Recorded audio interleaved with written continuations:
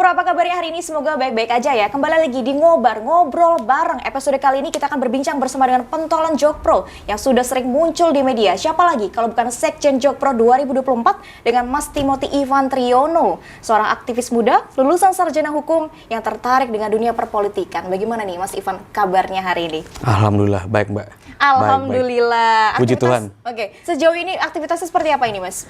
Aktivitas masih nekunin dunia hukum ya. Beberapa ada kasus tapi lebih ke private sector. Terus sekarang lagi fokus ngembangin Jokpro dan juga ya kalau ada teman-teman minta bantuan ya kita bantu lah gitu. Oke, ini kalau lihat background dari Mas Ivan kan sarjana lulusan hukum. Nah, kita tahu nih sekarang posisinya sebagai Sekjen Jokpro 2024. Apa nih yang menjadi landasan utama bisa berdiri tegak sampai hari ini menjadi Sekjen Jokpro di dunia perpolitikan? Ya, kalau kita orang hukum itu kita mengenal ada gium bahwa hukum itu adalah produk politik. Jadi sebenarnya hukum itu nggak jauh-jauh amat dari politik. Peraturan perundang-undangan yang dibuat di Republik ini semua hasil dari proses politik di DPR, di parlemen. Jadi kalau orang hukum terjun ke politik itu nggak aneh sebenarnya. Karena banyak juga anggota DPR, anggota DPD, ya menteri-menteri juga yang berlatar belakang hukum. Jadi sebenarnya nggak jauh-jauh amat. Nyebrang kamarnya itu nggak jauh-jauh amat gitu. Tapi kalau buat saya sendiri memang sejak SMA kelas 2 ya sudah tertarik pada dunia politik. Kalau dunia hukum tertarik dari SMP kelas 8. Dari SMP kelas 2 tertarik pada hukum. Mengingat ayah saya juga lawyer gitu. Jadi dunia hukum, dunia pemerintahan, dunia birokrasi itu sudah melekat sejak saya SD gitu ya. Saya keliling ketemu wali kota juga, ketemu Kapolres itu sejak SD kelas 4. Masih pakai celana pendek warna merah, ketemu pejabat juga gitu. Jadi wajar-wajar saja dan saya nyaman dengan dunia hukum dan dunia politik. Tetapi kalau ditanya apakah hendak menjadi politisi praktis, rasanya sih saya harus berpikir 2-3 kali lagi kalau untuk jadi politisi praktis. Kalau di Jokpro ini kan kita nggak selalu berbicara tentang politik ya di Jokpro. Di Jokpro ini perjuangan layaknya aktivis biasa aja. Bedanya kalau dulu zaman kuliah aktivis di daerah ya, isu-isunya terbatas. Kalau ini isunya di skala nasional. Jadi coverage dari media juga jauh lebih besar yang sekarang dibanding waktu jadi aktivis di Jogja. Tapi sebenarnya basicnya sama-sama aktivis memperjuangkan yang kita yakini dan kita ingin capai gitu. Jadi itu sih alasan-alasan kenapa saya masih tetap di dunia ini di Jokpro. Tapi saya juga tidak jauh-jauh juga dari dunia hukum ya. Jokpro itu berbicara tentang amandemen Undang-Undang Dasar 45 yang mana itu prosesnya semua harus melalui proses hukum, harus ada kajian-kajian hukumnya apakah amandemen itu diperbolehkan oleh konstitusi atau tidak ya, yang mana diperbolehkan karena pasal 37 memperbolehkan gitu. Jadi masih erat lah kaitannya sama dunia hukum, nggak jauh-jauh amat nyebrangnya. Kecuali saya dari dunia teknik nyebrang ke politik, mungkin agak jauh dikit ya, gitu. Oke, nah kalau lihat backgroundnya Mas Ivan nih juga pernah mendirikan komunitas anti korupsi di Fakultas Hukum Atmajaya Jogja. Pada kuliah seperti itu bagaimana ceritanya pada saat mendirikan komunitas tersebut? Ya, sebenarnya itu bermula dari tahun 2016 ketika saya mencoba mencalonkan diri sebagai ketua di sebuah organisasi kampus yang pada saat itu saya cukup digembosi karena saya itu ingin mencoba menerapkan sesuatu yang baru di organisasi di kampus, ingin merubah budaya-budaya yang biasanya dilakukan di kampus. Nah, orang-orang yang nyaman dengan budaya-budaya itu kan pasti terganggu. Nah, ketika saya mencalonkan diri sebagai ketua ya akhirnya digembosin. Suara saya kalah gitu dan akhirnya saya mencoba untuk mencari alternatif lain dan pada saat itu saya diundang oleh teman-teman KPK di Balai Kota Jogja. Di Balai Kota kita ketemu, kita ngobrol. Akhirnya terpikirkan untuk membuat organisasi anti korupsi di kampus karena kebetulan Atmajaya termasuk salah satu kampus yang belum ada organisasi anti korupsinya. Gitu. Jadi kita buat di situ, berjalan lah. Prosesnya pun cukup 1 minggu, hanya 1 minggu aja pembuatan organisasi baru dan organisasi ini setingkat BEM, independen. Kita tidak meminta dana sama sekali dari kampus. Jadi kalau kita bikin event-event ya kita mandiri cari sponsor, kita mandiri cari donatur dan alhamdulillah puji Tuhan ini sudah tahun kelima organisasi berdiri dan masih baik-baik saja, tidak pernah meminta uang dari kampus dan kita masih bisa mandiri gitu. Itu sih. Oke, benar nggak nih Mas, kalau dulu Ya. Mas Ivan sempat mencalonkan diri sebagai calon legislatif, ini Ya. calon legislatif independen kah atau dari partai kah atau bagaimana ini? Ya, kalau namanya calon legislatif itu nggak ada yang independen ya. Semua pasti dari partai politik ya, kecuali kepala daerah. Di Republik ini yang tidak ada calon independen itu ya calon legislatif dan juga calon presiden. Itu tidak ada calon independen, semua harus melalui partai politik.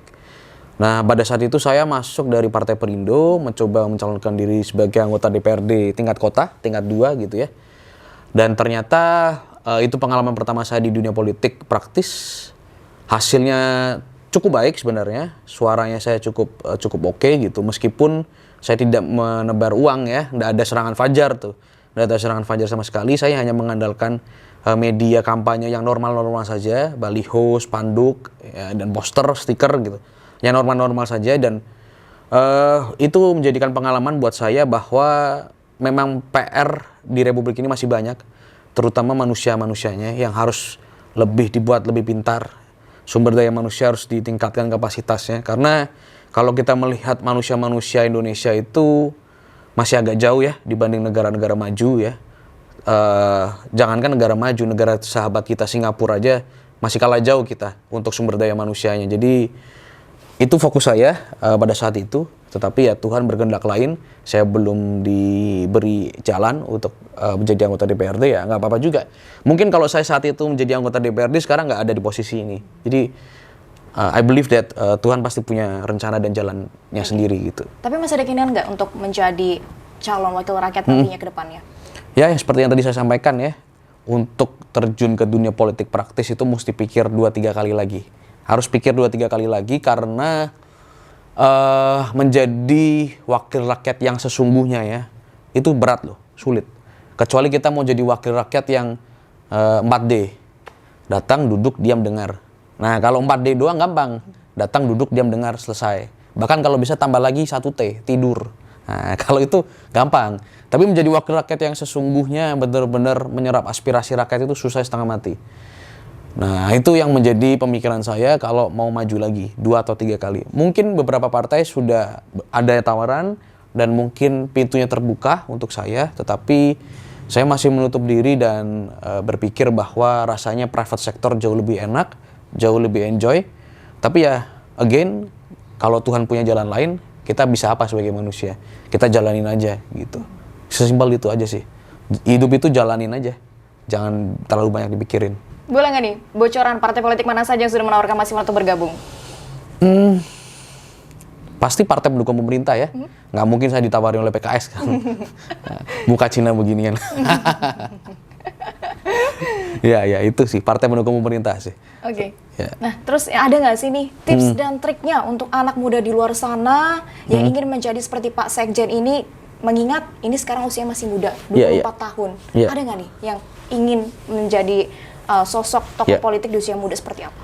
Ya, kalau kita bicara anak muda itu kita harus membaginya terlebih dahulu menjadi 2. Anak muda yang teredukasi dan anak muda yang belum mendapat kesempatan mengenyam pendidikan. Itu harus kita bedakan. Kalau anak muda yang sudah teredukasi ya maka mereka harus memanfaatkan waktu-waktu saat kuliah itu dengan baik. Ya, aktif organisasi, mengelaborasi kemampuan mereka, ya, cari relasi yang banyak tanya, banyak belajar, banyak ingin tahu, lalu membuat seminar-seminar biar ketemu banyak jaringan lebih luas gitu kan. Mempersiapkan diri matang-matang lah sebelum mereka siap pakai gitu, bispak lah istilahnya, bisa pakai gitu kan.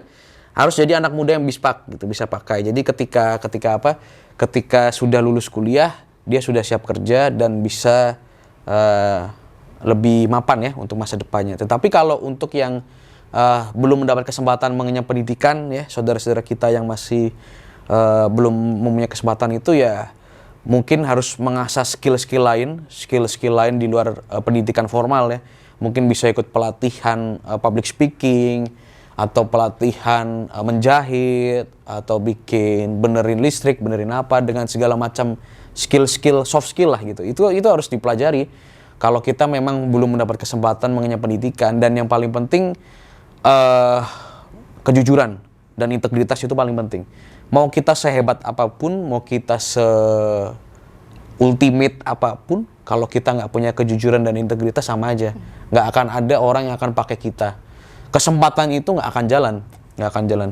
Dan yang paling penting juga doa. Memohon kepada Yang Maha Kuasa supaya kita diberikan jalan yang mudah. Nah, itu tadi perbincangan kami bersama dengan Sekjen Jokpro 2024 bersama dengan Mas Timothy Ivan Triono. Saya Kani Dwi, pamit undur diri, sampai jumpa di Ngobar episode berikutnya.